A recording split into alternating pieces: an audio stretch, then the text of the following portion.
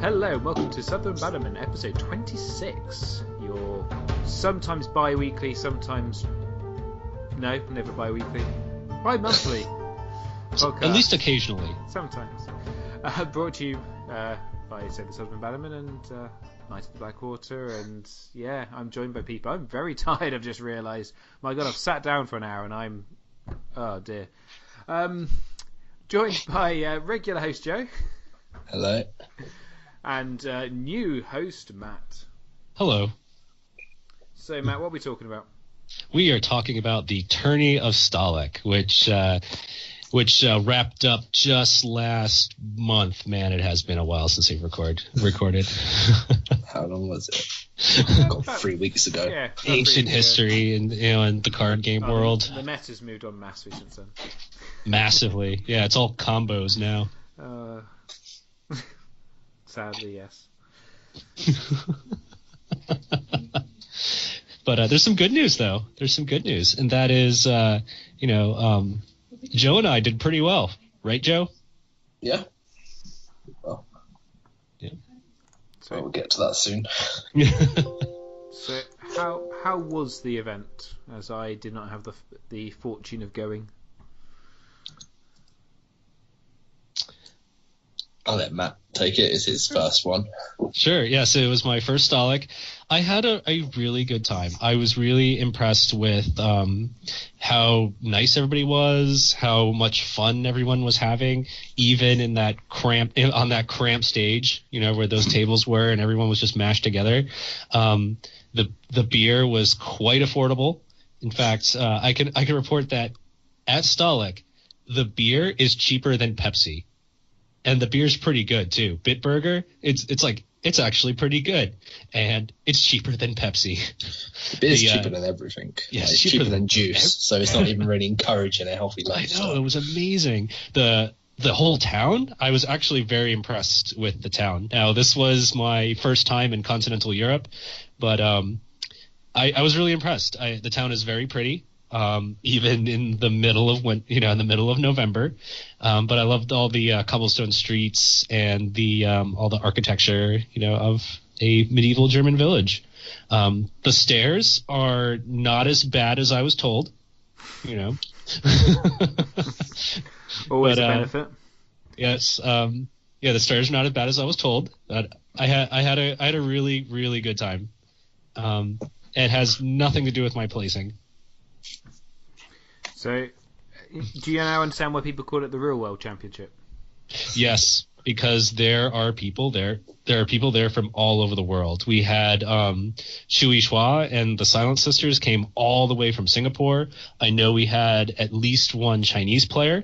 We had players from America. We had players from Canada. We had players from all over Europe as well. And Europe, Russia, basically the whole world. This year was a lot bigger than last year. A lot more people and, a lot more countries. Before it was mostly typically Europe. You had maybe an American or two, but having Asia and America this year as well. It's pretty mad. Didn't Asia have a Road to Stalheck event as well?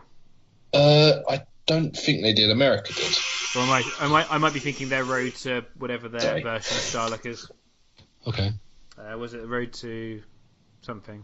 Something.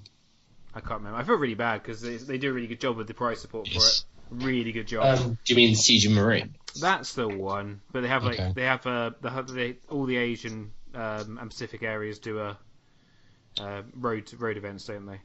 Mm-hmm. I don't. I think it's their own internal sort of road. Yeah, that's what I mean. That they have for Marine, Siege and Marine. Yeah, that's what I mean. Which they always do a brilliant job of. But I digress. So, was it 360 odd people?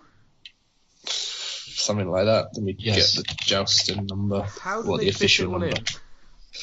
It was very tight. So, for those who haven't been to Stalheck, the main tournament takes place in the town hall, so which is pretty big, and we filled up that whole thing. Yeah, it was pretty awesome, and the tournament staff, of course, were quite competent.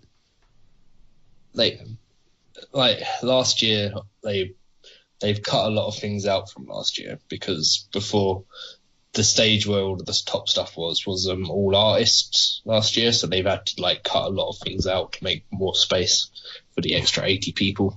Mm-hmm. So, but in terms of organisation, it was a lot better this time. I guess that's one of those things of, you know, what I mean, the artists are very cool, and I know a lot of people, a lot of the European players in particular, are big fans of a lot of the artists. But is it better to get 80 people to come to the event than have some of these extra things? They did still have artists, but last year it was a lot. The artists were like the much bigger ones. It was the Polish artists this year, but last year Jed Rasek, Joshua Kairos, ones who had lots of stuff they brought with them. Okay. But this time, there was just a small Panda Post stall in the corner. Oh, okay. Yeah. It was a great time. It felt like the mecca of Game of Thrones. Like once I climbed up those stairs for the first time, I felt something. I felt something spiritual. I felt like I've made it. Okay. But well, yeah, obviously it's safe from tracking on Jousting Pavilion. Obviously, it's a shame that there's no way they can stream it at all. Were there even any people recording there? Yeah, they've been posting the videos the last few days. Oh, okay. I've missed that. They are trickling in. Who's putting them up? Sorry. Stalheck. It might be Andreas who's producing them. I'm not sure. Okay, give me something to watch tomorrow. But yeah, it's just a shame they can't stream it because you know. Again, I think they did stream some of it. Yeah, but it's not as easy to stream, is it? I mean, they're saying there is literally no internet in the castle. They stream. I think they did stream it in the castle. Did they? Because there's a video of Whammer, and I don't think that was recorded. Got to it. Was that a recorded thing? That was recorded. Okay. Yeah. I wasn't sure so, being a rural medieval German village, it is out there. Yeah, it's 4G is spotty if you could even get it at all. Yeah. Yeah, but it's great. And one thing that was also very convenient is that it is a short train ride away from the airport at Frankfurt, and Frankfurt is an international hub. So it's actually pretty easy to get there because Frankfurt is such a hub. A lot of flights go to Frankfurt. And then you just hop on a train, and there you are. You're in Bacharach. Yeah. So how did you guys do? I guess we'll start with the melee with you, Joe. Oh, God, the melee. Didn't do as well as I hoped. I had no idea what was really going on going into it, and I was also amazingly hungover. Did the restricted list mess up? It was a combination of the restricted list kind of threw me a bit, and that I wasn't sure what to do. So I took my Targrains again that I've taken to the last few melee tournaments, but I had to sort of cut out stuff like Superior Claim from it. So it became heavily reliant on House of the Undying. But the big thing of the day, apparently, was Corpselake. And that Greyjoy Pillage decks were wrecking most tables because they would just gain power too quickly and no one could really stop it. Mm-hmm. For Corpselake? Yeah, because you just got to get the reader off or something, or just get Pillage. You generally got a good chance of hitting a character through a discard. Trojan Reed. Power. Yeah, just anything which could get a discard. I think the reader lets you discard free from everyone's deck, so... Mm-hmm. Trojan Reed is common too. Since he's non-loyal, he can potentially discard the top card of all players' decks. Oh yeah, bloody yeah, the reader. I just read that. The top of each opponent's deck. Mm-hmm. Yep. Yeah, that's going to probably end up on the restricted list at some point soon, isn't it? Yeah, and that was the card I think everyone said that should have been on it, but they didn't realise how powerful it was going to be. But I think that happens every Stahlecks melee. Last year, no one realised how powerful Cersei was going to be, and she destroyed every single table. This year, no one realised Corpselake. It is the biggest melee tournament in the world. Well, and the biggest joust tournament in the world. It's the biggest tournament in the world, so we find these things out. Yeah, and that is the thing. And I know, obviously I follow Netrunner far more on the whole restricted cards when they had their first not restricted sort of most wanted list. And there is a time you've got to sometimes let cards be kind of out for 6 months or so, they reckon, before you can make a decision. You don't want to make a knee-jerk reaction, because otherwise there's loads of cards that would have been banned and restricted in various games. Actually, after a few weeks and months, you kind of go, actually, they're all right. You learn to play around them. Yeah, I think like obviously in this is two different game types. Like Corpse Lake should only ever be restricted in melee, or never get restricted in joust because it doesn't see play. Yeah. Well, the other option is you restrict the reader, I guess, because that ability to mill from all the decks. Yeah. But like he's not like he helps it, but he wasn't key. Like, I only played against one of them, but I know a lot of people were playing against him or playing it themselves. Like, and the one I played against, he got to like 13 power, like turn 2, just through pillaging, just hitting characters constantly. That ended up being the only table I won because then everyone turned on him, and I just kind of got to killed his board and I stole it all. That's the thing. You don't look too much of a threat early on. Yeah, but that's kind of Corpse Lake doesn't have a sort of middle ground. It is very much kind of going for it. Yeah. But because it's on a location, unless Sea Bitch is on the table, there's not really much people can do about it. Frozen Solid, I guess, wouldn't be a bad shout. Yeah. True. Well, fellas, we predicted this Corpse Lake meta back when we spoiled Corpse Lake. I predicted that of Lannister as a kind of good deck. I didn't know if I predicted it as a would be dominating a meta. Yeah, we did. Remember we talked about the Corpse Lake meta that was upon us. We did actually. That's a fair point. Yes, I'm getting confused with the other cards we previewed.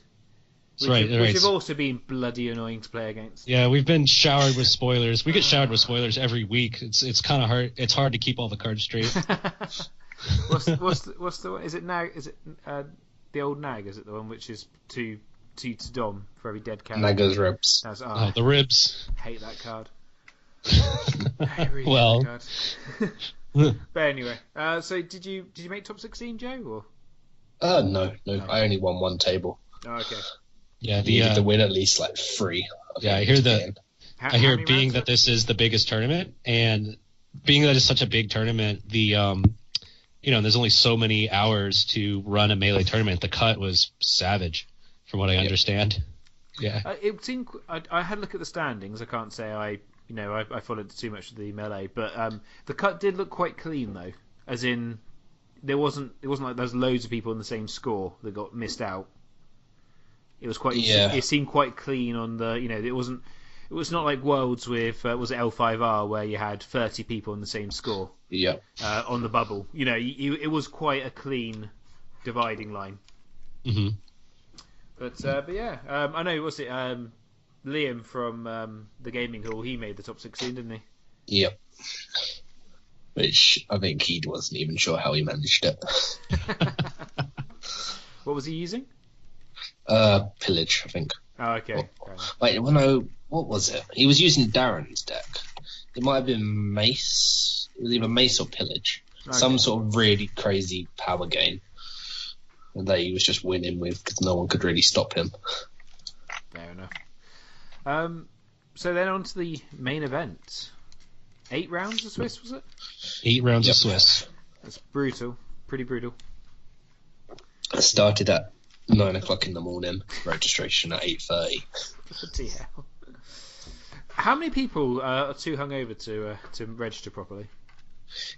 This year it wasn't as bad. Like I think more people got drunk on the Thursday and then were hungover on the Friday. There seems to be one night that most people go for. I think it was Thursday this year. But there was 336 people in the joust. 336, bloody hell. So that's the vast majority. When you think, obviously, the biggest one I've done is Euros, and that's more than double. It's double. Yeah. Yeah.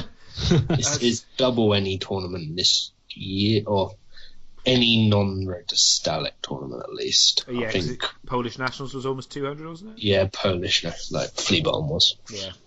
Bloody hell. That's just crazy. It's crazy. And people say the game's in bad health.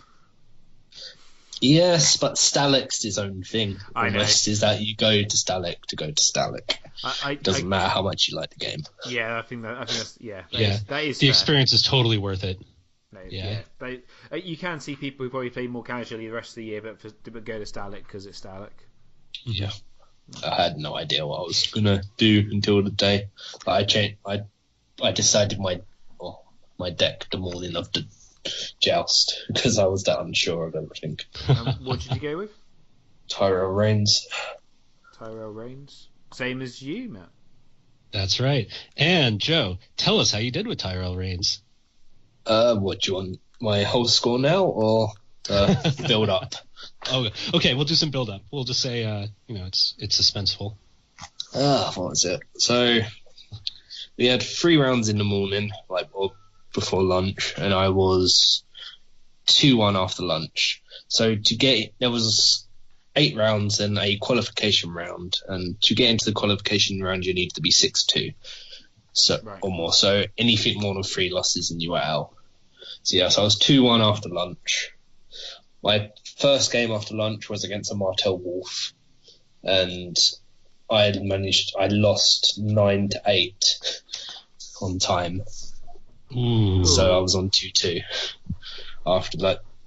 Just an absolute pain in the ass game where I was constantly managing to answer every time he tried to reset me, but I couldn't gain any power because I was having to answer so much. Yeah. Yeah. So 2-2. So I had 4 more games to go, and every single game was if you lose, you're out. Mm-hmm. So basically, you're in the cut from round. You're basically playing cut throws. Yeah, round elimination. Yeah. From the middle of the day. As a side note, I would like to mention that the somewhat graduated cut, where in which everybody who's 6'2" makes it into the bracket is brilliant.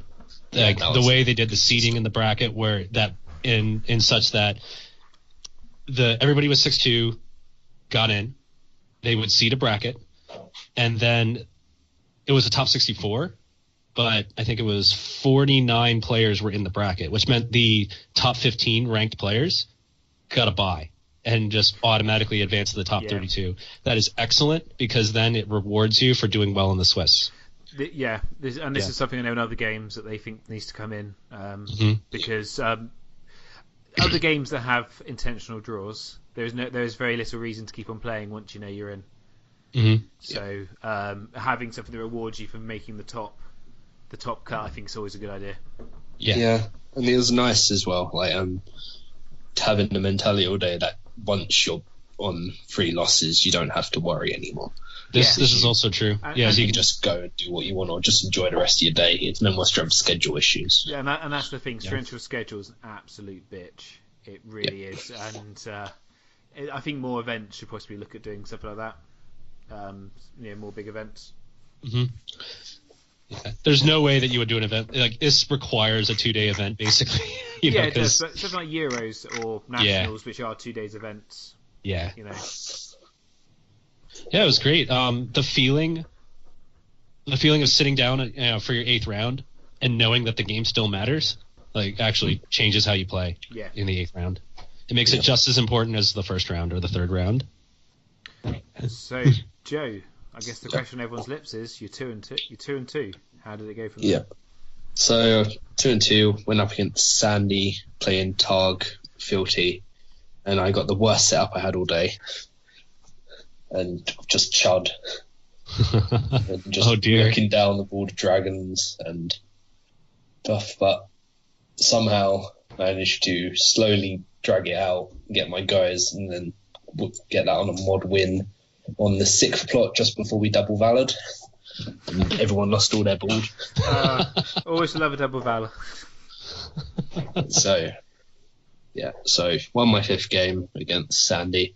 6th game against Stark Watch with Reese, which was playing against what I played at Nationals effectively. Managed to just pull that off as well through knowing what the deck was going to do. Did you have Mace in your deck, sorry? No. Okay. It's just typical Tyrell Reigns. I think because Mace is quite good against that in that matchup. Round 7 was against Branny, which was a Targ crossing jumpers deck, which I'd heard about from Joel before we got to the tournament because he said it sounded really cool. But thankfully I knew what the hell was happening and had an insane start where I opened with Eleanor Fossaway and a Great Hall, then played 2 more Great Halls with Eleanor, knelt them all and played Randall with a dupe. Yeah. Nice. So won that. Then final round, where I'm on 5-2, was against Greyjoy Rose, which was the deck I ditched the night before to decide to play Tyrell Reigns. So it would have been really fitting if I lost to it. But thankfully, again, knew what it was going to do, so I managed to pull that off and get into the qualification. That's actually a deck that I've been doing some. I was playing with some Tyrell today, or might be against Tyrell, and I realised how good that would actually be in Greyjoy with scout ships. The Greyjoy Rose build? Yeah. So that was, so Gabby and George took that, and I was going to take it, like, right up until the night before, where it just wasn't working in testing, because it wasn't working for me. It seemed very strong, but it seemed like the list didn't work on the day. So I'm glad I switched over to Tyrell Reigns, even though I changed it that morning. That's fair enough. Yeah. But yeah, so 6-2 qualification round is against a Martell Crossing, which Gabby had played during round 2, so I'd got some info about it. But by this point, I hadn't eaten. There was like an hour or 2 break, Right. no, like an hour effectively, between when I finished my last round and the next one, which involved running up to the castle and not being able to eat because they didn't tell us what we were doing till too late. Yeah, that part was a little dicey. Yeah. Martell Crossing, and I think I just got the perfect sort of start and knowing what the deck was going to do through some weird coincidences through the day, where Simon Hansen was playing next to me in a game, and at the end of his game, or as he was starting, he noticed he had some cards in his deck that weren't his, and they were the red sleeves, and it was like Doran's game, and he was going, I've got to give this to my opponent and stuff. And so I saw a few like Martell cards there, and then when I'm playing against this guy, he's got like red sleeves, and he's going, I lost some cards earlier in the day. Like against my opponent. So I was like, is it Simon? He's like, yeah. So that I immediately knew he had Doran's game in his deck. So it was like 8 plots I think we went to. He tried to do his Doran's game on plot 6 when I had no gold, but I had Paxter, so I managed to Hans Judgment it before he got like 7 power. Coming through. Excellent. Yeah. So got to top 32. Then all of the adrenaline I had from the rest of the day and getting into the qualification round faded. I became insanely tired and got absolutely crushed by Tom Bellucci by making really stupid mistakes against Greyjoy Reigns, which involved me going, there's a fee on there. I have Redwin Straits out. I don't want him to get unopposed. I have an Arbor Knight and a Chud. That's good. Then going into challenge phase and going, I want to pressure some power. I'll do a power challenge with this Chud. Then him coming back to me, blowing up my Redwin Straits, Euron in it. Then I have no econ for the rest of the game and get choked out. That's what happens when you've been playing for 12 hours and had a few beers. Yeah, that's... Still, we've all made great run, Joe. Yeah. Great run. Yeah, great run. Yeah. We've all made silly mistakes like that, and 12 hours in, it's fully understandable making a mistake or two. So, Matt, how did you do? I had a great time. I played against a lot of interesting decks played by players from lots of different countries. I was really impressed with the field that I was up against and the types of people I were up against, and I met all sorts of interesting people. So I was also playing Tyrell Reigns, a kind of pretty rushy version. I had been playing against Greyjoy a lot, with especially a lot of training sessions against Evan Sorgard, and he's a wizard with Greyjoy Reigns. He was King of Swiss. He was 8-0. Yeah, he's amazing. But I kind of was thinking going into Stahlecks that okay, this whole Hyper Viper thing is just an anomaly. I think from what I hear about Stalheck, people play fun decks. So it's we're gonna have a good time. We're gonna have some good matches.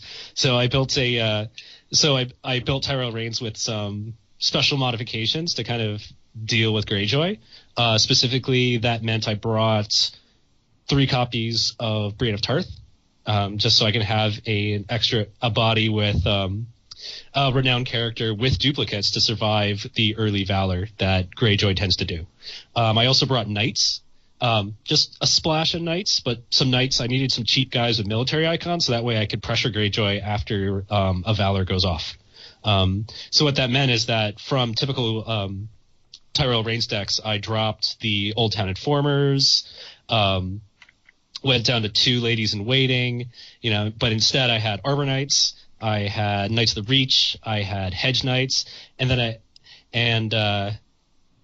that's right. By the way, Knight of the Reach is amazing. He was really productive all day.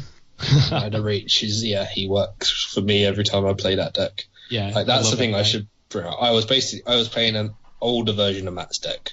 Matt made a lot of changes with his deck from a variation I had from Northampton. Okay. And I just took the old variation and changed it ever so slightly. Mm-hmm. Yeah, you and I had very similar decks, but they were different in just a few cards. I think they changed. They were playing fairly differently. Like we had different plot decks and yes, quite a few differences. I think by the end. No, I would say that. So I was going to say the times I have used Knights of the Reach, I've always been impressed by it. Especially against some factions where military doesn't really mean that much. Going in with a chud military that neither of you really care about because your boards are quite wide, but you're going to gain a power from it if they don't stop it. Yep. That's exactly. really And that power good. Goes on a character that you're trying to protect. Exactly. It doesn't go on the knight itself. Yeah, and for that reason alone, I've really liked them. They're sometimes hard to make the cut, and in my Knights decks, they're definitely now playing second fiddle to Apple Knights because those guys are just crazy good. Yeah. In a dedicated night deck. In a dedicated night deck, they're crazy good, and that's my most experience recently with Tyrell has been Knights decks. But yeah, those Apple Knights are just bonkers. But yeah, the Knight of the Reach, it's just good. It's just there's no two ways about it. The ability alone just makes it worth taking. Especially in a deck where you got people you can keep alive and keep around. Yeah. Also, its ability to be combined with Strength Boost to trigger Raids of Casimir all by himself was also quite useful. Yeah.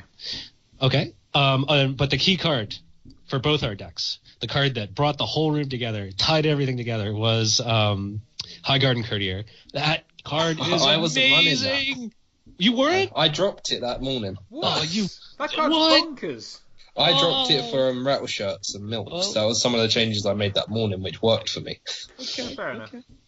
But High Garden Courtier, so much fun. You do what you do what you like to do, and you get to stand your guys and do it some more. Loved it. Is mad. It's the best Baratheon card in that box. Second to Marjorie, I'd say. Oh, I don't know. Bob loves it. Yes. I remember why I dropped it now, especially because it was also because Gabby was using 3 of them, and I didn't want to borrow them anymore. That's fair enough. So I wanted to switch rattle shirts and milks into the deck somehow, so those were easy trades. I see. Now. Yeah. Okay. So, anyways, onto the way my day went. I started off going 2-1, just like Joe. I had some really interesting matches. My first match was against Bernard from Germany, who, as a little bit of an anecdote, he may run the literally coolest gaming store in the world. His gaming store is in the German Alps, right where all the skiing is. Literally the coolest. You're going with cold here rather than... Yeah. Okay, so I went 2-1. I got to play against Ben Fox with Greyjoy Reigns of Castamere. That was also an interesting game involving an early Valor on my part, something I usually never do. Just took advantage. Had to make a bet that he wouldn't have a lot of saves, and I was right, and it worked out. I lost to a Targaryen Lord of the Crossing. The the Jim Hansen deck from Worlds that runs Warriors Braids. It was I had never played against it, but then once you slap Warriors Braid on Ago, yeah, it hits you that like this thing is pretty amazing. Warriors Braid is a very good card that doesn't get used enough. Oh yeah, on Ago, and I'm like, wait a minute, Ago, he's got 8 strength on Intrigue. What? You can put it on Sell Me as well, which is something I need to try out. You get to Sell Me with that and Breaker of Chains. Yeah. Yeah, so I was 2-1 going into lunch, and I was like, no, it's okay. I'm doing fine. Like, okay, this is kind of expected. I just have to go like 4-1. To make it into the cut. Oh, that's gonna be tough. I then proceeded to play against a very fun and very I guess jovial game against the Chui Hua from Singapore. A lot of good banter back and forth. We had big boards, with all these named characters all over the place. Yeah, we had a great time. That one went to time, and I think I won that one like 13-10. It was really close. Yeah, because we were going back and forth, killing each other's characters. I then proceeded to play against Stark Fealty. I played against a Martell Wolf and then another Stark Fealty, and I was like, wait, man, my deck's just singing at this point. Especially against Stark Fealty. I was really surprised. I'm playing Tyrell Reigns. I played twice against Stark Fealty, in the Swiss, and I realized thanks to the changes I had made with things like the High Garden Courtier, with things like 3 copies of Brienne and things like the Knights and Nothing Burns Like the Cold to take out Winterfell. Oh, that was so good too on the day. I managed to turn what is normally perceived as a bad matchup for Tyrell Reigns, because Stark has Winterfell, they have Catelyn Stark. It's often tough to get your special effects going. But no, it turns out you can use High Garden Courtier, outside of a challenge. To stand up your characters. So everything worked really well there. So I just kept doing really well. Then I joined Joe on the stage. We were sitting right next to each other in round 8. Yeah. I played against a Greyjoy Lord of the Crossing, and I thought I was actually in big trouble because by the end of turn 1, he had Euron, he had Balon, he had Little Theon. It was not looking good, but thanks to High Garden Courtiers and Strength Boost and Wardens of the South, which is also a really amazing card, I just managed to turn that all around. Wardens of the South won me most of my games from waiting for the right turn and going, okay, I'm going to gain about 5 power this turn. Yeah, Wardens of the do about it. Yeah, Wardens of the South is great because I was often using it as the this is how I'm going to really push. This is going to be the big push turn. I'm going to put down like Randall Tarley, I'm going to put down another renowned character. I'm going to get multiple challenges, thanks to like High Garden Courtiers, and I'm going to really turn things around. And between Wardens of the South and High Garden Courtier, Tyrell got a big boost. Yeah. So I finished the day 7-1, feeling pretty good. That meant I got a bye to have a nice long dinner.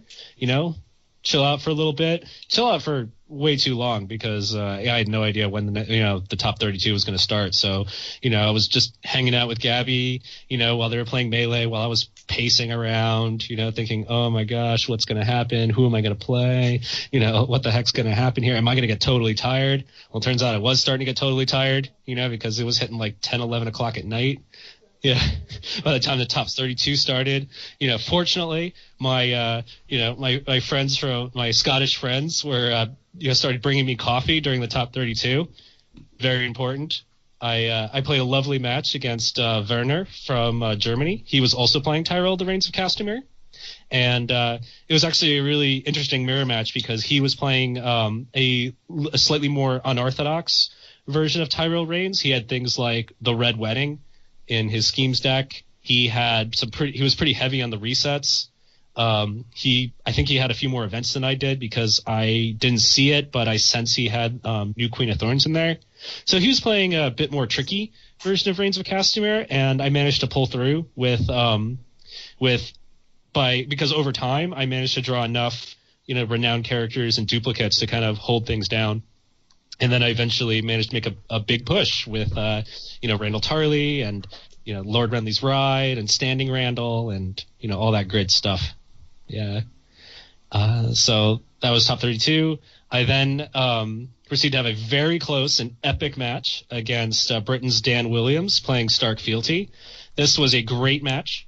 It was hitting like 1 a.m, so I am chugging coffee at this point, just trying to stay awake. If the video, that one was recorded, so if the video comes out, it's an amazing match. I believe he gets to 14 power on his Clash of Kings turn before I managed to turn it all around. Yeah. Yeah, it was great. Thanks to this series of, challenges, involving Robb Stark and Jon Snow and Eddard Stark and the Blackfish. He barely manages to squeak to 14 power and puts me down to 7. And you'll have to watch the video to show how I managed to win that game that turn. That was based off of Alex O'Thene's UK Nationals deck, wasn't it? That sounds about right. Yeah. It's a great match. Very back and forth, very, very close. Yeah, that one went really well. And then finally I got to go to bed. But, I had been chugging coffee, so I slept about 90 minutes. But I knew that, I had made some decisions going into Stahlecks that I was preparing for a meta involving big characters and lots of challenges. And I had heard that I was going to go up against, James Walmsley and the Builders. James also a semi-regular, host on this show, guest host. And I knew it was all going to go bad. He was playing Builders. I was not ready for Builders. I lost. Yeah, that Builders deck, if things don't work out well for you, quickly goes downhill, doesn't it? Yeah, basically things worked perfectly for him. His setup consisted of 2 abandoned strongholds. Oh yeah, did you know that thing's not limited, not unique? Yes, 2 abandoned strongholds. Yeah, 2 abandoned strongholds, Brendan's Gift, and Haunted Forest. And he had, any chance I had was dashed by the fact that he had Dolorous Ed in his hand, who was 10 strength on defense, on turn 1. I was like, oh gosh, this is not happening. And that's kind of the story. So that ended my my epic run. Just in time to make the team state championships, and which were also a lot of fun. This the World Cup style team championships. If you go, I totally recommend checking that out. Yeah. I wouldn't. No. The way they run was a bit stupid. I was captain for Team UK because Dan Williams had to go. Whammer was still in the cup. So I ended up taking on that. And we played 3 rounds. First round was double elimination. There was 18 teams or something. 19 teams. 19 teams. So for some reason, with all that, they decided to do us in groups of 4 for double elimination for this first bracket. Yeah, they were going for a World Cup style. But that's not double you elimination. don't do that though. If you're in groups of 4, you should play each team once. Yeah, so what eventually happened was, we played against the USA in the first round, who had advantage, so they got to pick the first matchup. So they got good matchups. We lost 2-1. I won my game, and Dan, Kay, and Florian were on my team with me. Florian was next in line, and Dan was available because a lot of people were busy. Mm-hmm. We lost 2-1. Second game we went against Brotherhood without banners and we won that. But then USA lost their other game. So now we had to play USA again for the second time in 3 rounds, which is bullshit. So they had advantage again. So they got to pick all of the great matchups for them, and we got smashed. Because for some reason they did double elimination with groups of 4 rather than just doing double elimination with everyone. Or you either do double elimination or you do groups of 4, and you play each team once, and then like the top 1 or 2 teams go through to the semis. Or whatever. It was meant to be the top 2 go through, but they could have done it in any other way. But their system meant, we had to play the same team twice, and because it was a disadvantage right from the beginning, we just knew we'd lost before we even started, which just wasn't very fun. No, I can get that. But do you do any other side events, or was that it? That was it for me, because that was Driver was going on at the time. Okay. Yeah. So anything to add about Stahlecks 2017? Because the road to Stahlecks starts pretty much, I think, next month, isn't it? Yeah, it starts in February with Vase Bulgar in Sofia, Bulgaria. Yep. Is the Spanish one has to happen this year or not? We don't know. I heard talk that was potentially off. We don't know what's happening in the March slot. But whether anything else takes its place is up for grabs. Right. Yeah. Okay. But yeah. Any closing thoughts? Stahlecks great. Totally make it a priority to go. Yeah.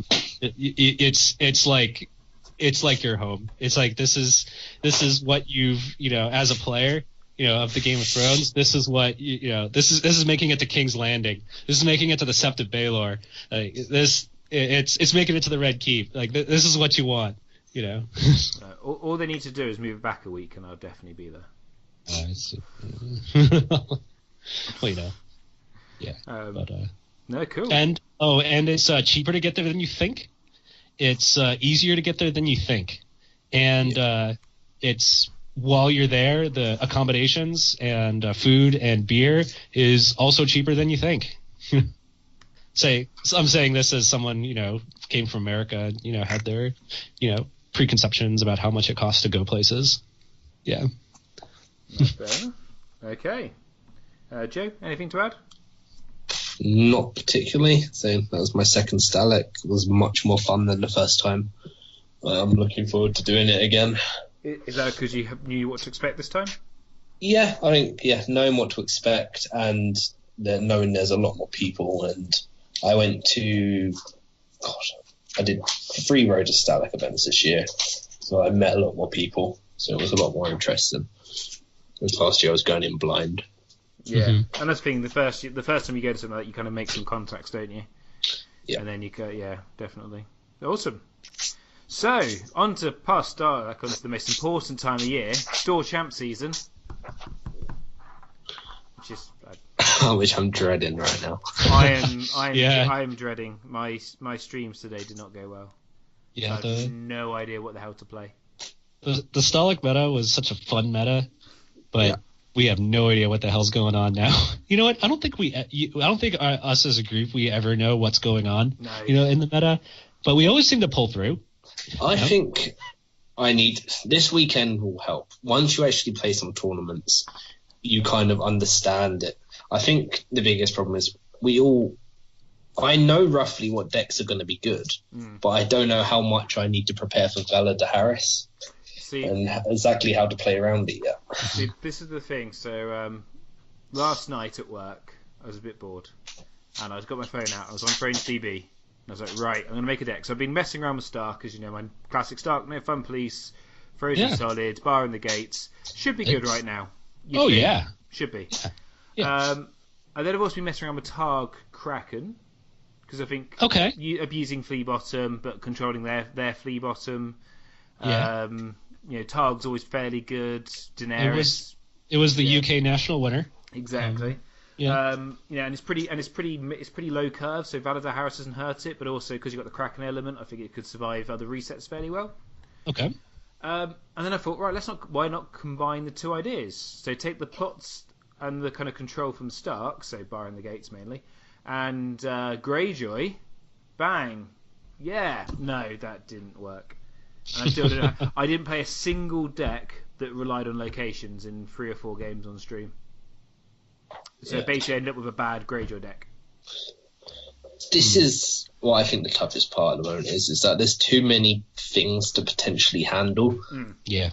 And this, because we don't know exactly what's popular, I don't know how to build anything, because I'm sat there going like, well, that seems good, but what about well, if I come up against knights, I can't handle rush. Okay, I tweak it. Now I've got too many big characters. How do I handle Valor Harris? So I now go down to low curve, and how do I handle first snow? And I can't handle everything. Then you add on lots of locations. You add on you add on attrition decks. Then you add on lots of negative attachments. And I would Add on say combo decks. You don't have enough answers. You don't have enough deck slots to devote to answers. now, in some respects, this is great because it's great that the meta is quite diverse at the moment.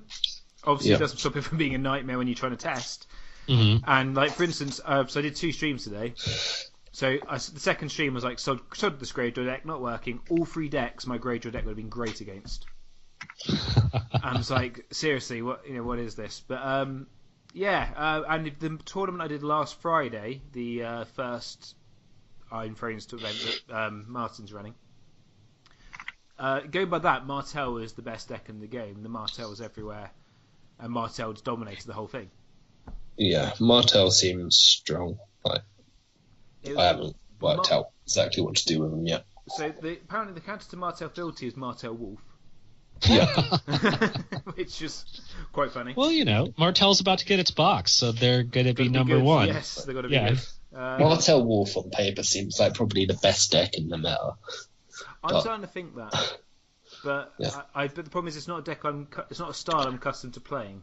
Yeah. Which worries me about playing it myself, especially I know it's only a store champ and I'll be going to 4 or 5 of them, so I'm not that fussed. And worst case scenario, I'm tiering one, so I'm guaranteed by Matt anyway. But I've got that next weekend. That mat is so nice. I'm sorry. I think this put a bit more pressure on the mat being rubbish. I probably wouldn't care as much, but the mat is really nice. It's just I just don't know at the moment. And this is something I saw out on stream with a couple of the guys. The decks I think that I make that I think should be bad, have had really good records with.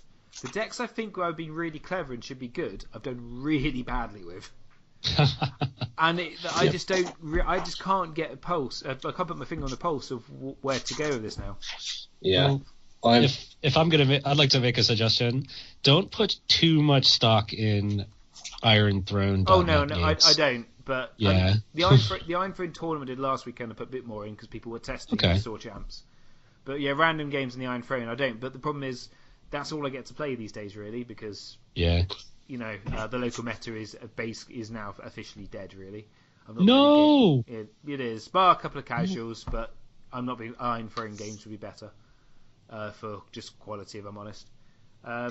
So all I get is the Iron Throne. So that's I've got to.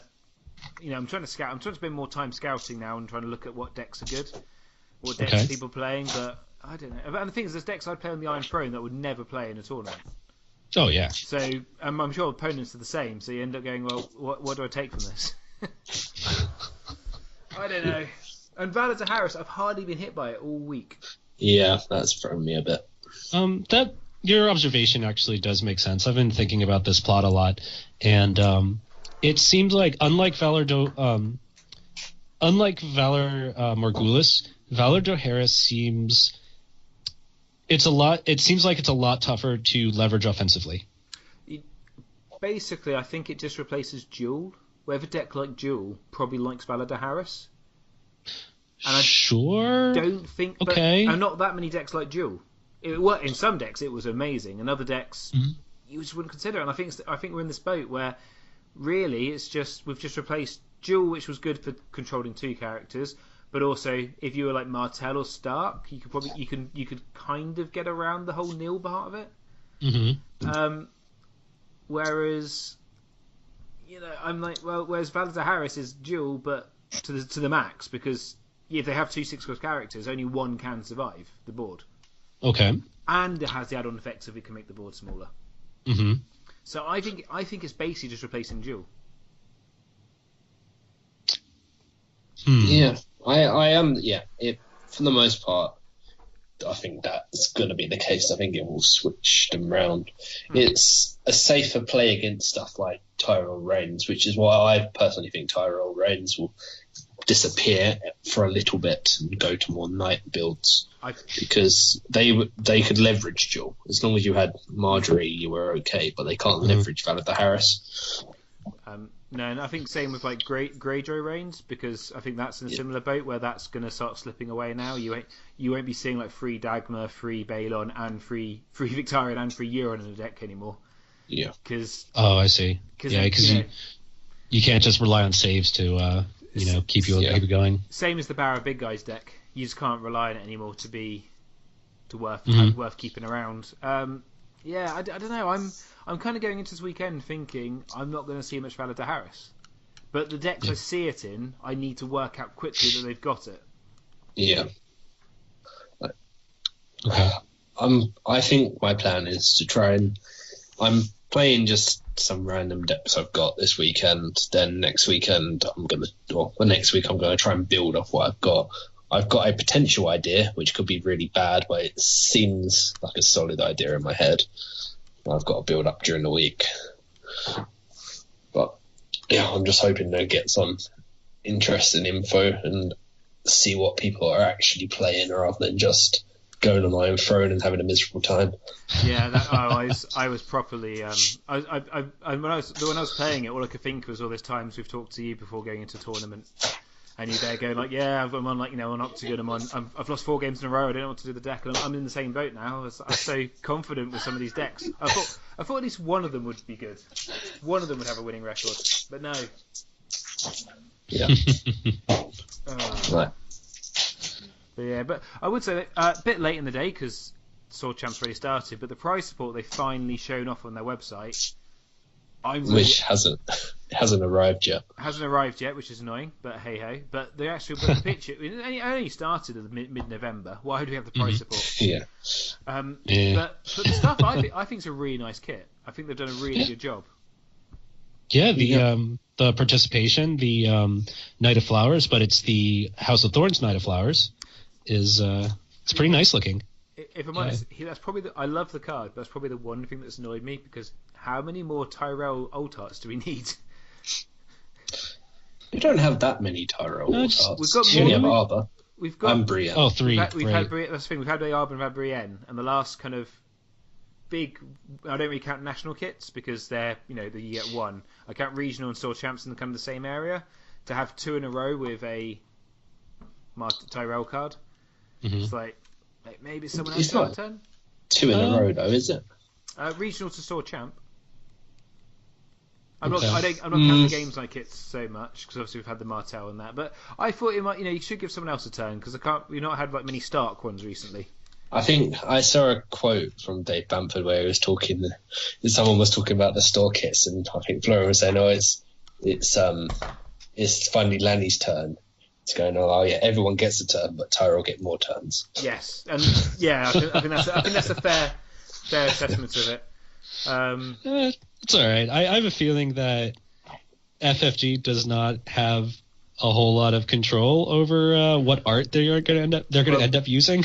you heard about the kerfuffle that was the Netrunner alt art for Worlds, where they had a art lined up and they for some reason they couldn't use it. So basically, they had to grab the first alt art they could find and just whack it on the card, whether it made sense or not. Yeah. So, yeah, I don't know how much control, but you'd have thought that's generally what they do. I believe is that it's not so much about the card; it's more we've got this piece of art. What card can it be used on? Like, yeah, but I'm still convinced Stannis is Tywin. Yes, potentially. I would agree with that one. No, he doesn't have the sideburns that Tywin has. I think he does. I mean, that's why people assume it might be a Tywin art. But this one they had the art. They put the text for the art, and then all of a sudden they went, oh wait, we can't use this art. Yeah. But here, I like stuff to be themed. So when you've got the Klansman box, you've got the Klansman mat, you've got the ear tokens. I'd have liked a Klansman card. Klansman Tyrion would have been perfect. Klansman Tyrion, maybe some like Burnmen because they're quite common even in non-Klansman decks. Yeah. Or one of the character Klansmen, something like that. I call me picky, but that kind of seems themed, and I like the sets to be themed. It's one thing normally regionals when you had the Greyjoy playmat and the Tyrell card and the Martell tokens. And it's like, I like theme, so Would have made sense. That's understandable. Jamie in it. Yeah, exactly. That Jamie would have been better in there. Yeah. But it's an understandable concern. that's not a concern. It's just an observation. On the flip side, I think we should consider ourselves fortunate that the cards that they have been doing alt arts for are generally for the most part. There have been exceptions. Have most part been useful cards. Yeah. Nice, unique characters that you would actually consider playing in decks. I'm glad that they've given us like the Arbor instead of some random, location that's never going to see play. I'm glad we're getting, unique characters that we all know and love. Yeah, and it's fair. I agree. It's nice. Yep. I'm not complaining about that respect. I still quite like this Knight of Flowers, so I'll be using him. So I have this horrible feeling I'm going to play lots of Martel this weekend, and I'm going to be sad. I hate playing Martel. I know there's one combo deck going, so you'll have fun with that one. That's no. Real people don't play combo. That's one thing we can. That's one thing I learned at Stahlecks. Real people don't play combo. I'm so looking forward to when they actually finally do a restricted list. Oh, that is an episode that we've been discussing for months now. It's going to happen. Basically, the day the list lands, Matt, we all have to get together. I'll call off sick from work if I need to. We're getting together to do that podcast because it's getting to the point now where I think it is needed. That's a topic for another episode. Yeah. We'll leave. Yeah. It's quite funny when you look at the World Champ cards. I thought the Iron Bank or some of the other ones might be the one that caused the issue. I didn't think Annuals of Castle Black would be the one when I first saw it. Annals isn't the problem; it's all of the supporting factors. All they need to do is errata. Yeah, but if you could easily just errata Knight of Flowers or Tainer, and I think everything becomes a lot less problematic. Put a limit on them, like Tony likes to say. I was about to say, I think this goes back to the conversation we had with, I think it was Whammer, where I said any card that is unlimited creates gotta watch problems. Out. He should, say like what's it? Although people don't complain about it so much anymore. In Howder in the Night's Watch. Yeah. If that was limited 3 times per round, I don't think there's an issue. When you have like 10 strength buffs potential, it's just AP. But yeah. Okay. Well, it's a discussion for another episode. It certainly is. Yeah. But actually, that does go on my other one. Going back slightly to the restricted list, because I think you guys know I was a massive person of I thought Haunted Forest should be restricted or banned or edited or something, at least made unique. Yeah. You hardly see it anymore. I've been looking at a lot of Night's Watch decks. Not many of them are running them. Or they're running them as a one-off.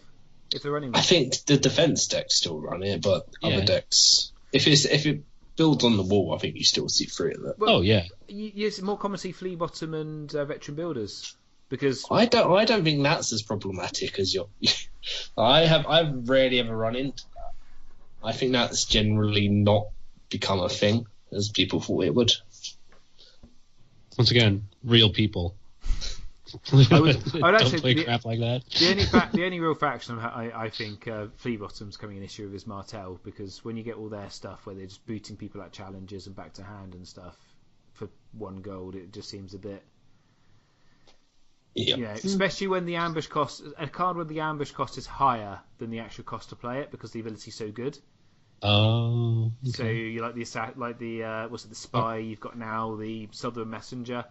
Oh, Arya Hota. Yeah, I see what you're saying. Yeah, those type of cards, just Flea Bottom's just making them infinitely better, and they're already pretty damn good cards. Mm-hmm. But as you said, time this conversation for another day. But store champs. Oh, I love it. It's not really my favourite time of year because you can just take whatever you want and have a reasonable chance. Well, I would feel the same way if any store championships in Scotland, were announced. Well, it's bonkers round here. So obviously this weekend the Northampton. I'm so jealous. I know. So you've got the Northampton weekender. I'm only going to one, unfortunately. Then you've got the Warburg and Brighton weekender. Then Is that next week? Yeah. Yep. Then it's Christmas, so week off. Then it's a New Year week off. Then into the South Wales, the Cardiff and Bristol weekender. Then I don't think it's 100% confirmed yet, but probably at the beginning of February you've got the Reading and Aldershot weekender. And then until recently, because a TO is a bit of a word I'm not going to say because we were going to have the Bournemouth weekender. Yeah, there's another London weekender in January as well of Dark Sphere and Leisure Games. It's because we organised it like that. Yeah, but we specifically went. It's that people might want. If people are going to come, we might as well try and get them to come for a whole weekend rather than spread out and clash with each other. No, I agree. I think it's a really good idea. That is amazing. So much Thrones, and it works really well because it means especially the only reason I'm going to Northampton this weekend, if I'm honest, because I'm not doing both, is because I've got a friend who lives there I've not seen for a long time. So I'm going up early tomorrow, going to spend the afternoon and evening with him. But otherwise, 2.5 hours for store champ, I'm like, seems a bit far. 2.5 hours for 2 store champs though. See and hang out with some people for the weekend. Yeah, sure, sign me up. Wow. I remember having to travel at least 2 hours just to go to any store championships. That's American. That's I American Britain. Problems. Well, This is great. Matt, you should get on a plane, fly to somewhere nearby, and take part. I realized, that will likely happen. I couldn't make it work out this weekend, but I have a feeling I'll be visiting. The Bristol Cardiff weekend, I think, will probably be the easiest one for you to do. Okay.